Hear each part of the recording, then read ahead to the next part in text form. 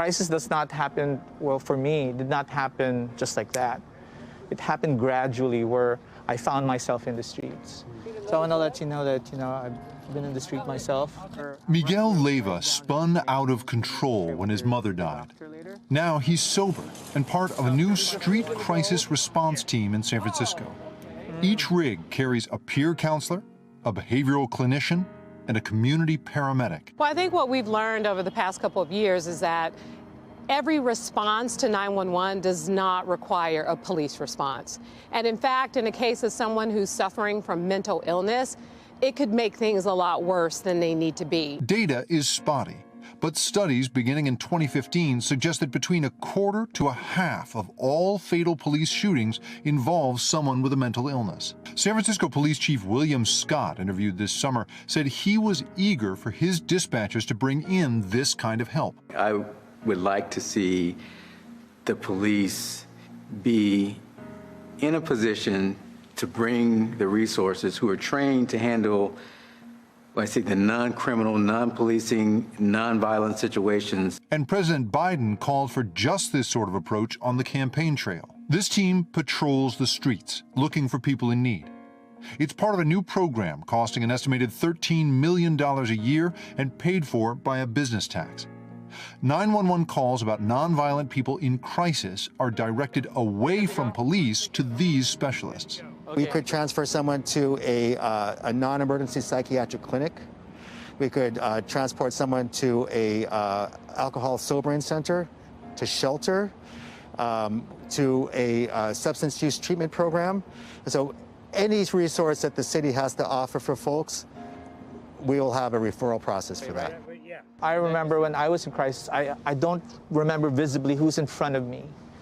And sometimes that tone, that approach, it's not just a technique of counseling or de-escalation, but a real person-to-person say, hey, I'm here to help. How can I help you? I appreciate you talking to us. And homelessness, mental illness, and equity are sensitive topics in San Francisco and across the country. At least one passerby felt we should not be filming people in distress, even with their permission. These are people living on the streets. Hello? These are people living on the streets. They shouldn't be recorded. We decided to blur the faces of people in the midst of a mental health crisis. And by the way, this person got housing a few days later, according to San Francisco officials. You're going to have the doctor look at your hand? Yeah, 1 o'clock. 1 o'clock? Yeah, that's okay, good. that sounds good. What are they offering you that you need? What are they offering me? They gave me like food, and they really, what amazed me was that they like started helping me pack my bag and fold my blankets. I was like, well, we wouldn't have got that done. Because my mind is so jumbled. Hey, thank you. Hey.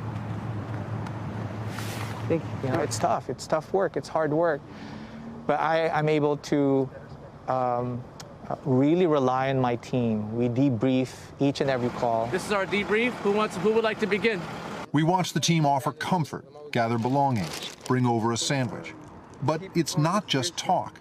Every detail is recorded for the next specialist. He had some subacute conditions, like he had his finger, he had some cuts and stuff, some minor stuff that needed to be looked at. We were able to de-escalate in the moment. We provided resources, and then we would list out what those resources are, and then we would discuss his interaction. What would you say to someone who sees this and says, so wait, they're spending all this money to go out, talk to people, maybe give them some bags for their goods? I grew up in a household most people don't know with an aunt who was born with brain damage. She suffered from mental illness. She had a number of challenges, but she wasn't violent. But every time she was at a location where she wouldn't leave or she didn't follow the rules, then they would call the police. Mental illness can affect anyone at any given time, so we need to treat it that way. At the moment, there are 2 of these teams on the street.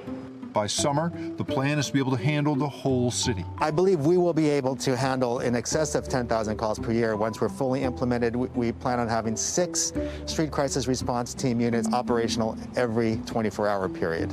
Thank God you guys showed up. For sure. Yeah, we'll get you back, Mom. It's an opportunity for law enforcement to actually focus on public safety, so we appreciate their work. But at that particular moment in time, it did not require law enforcement, and we were happy that we were there. Hey, NBC News viewers, thanks for checking out our YouTube channel. Subscribe by clicking on that button down here, and click on any of the videos over here to watch the latest interviews, show highlights, and digital exclusives. Thanks for watching.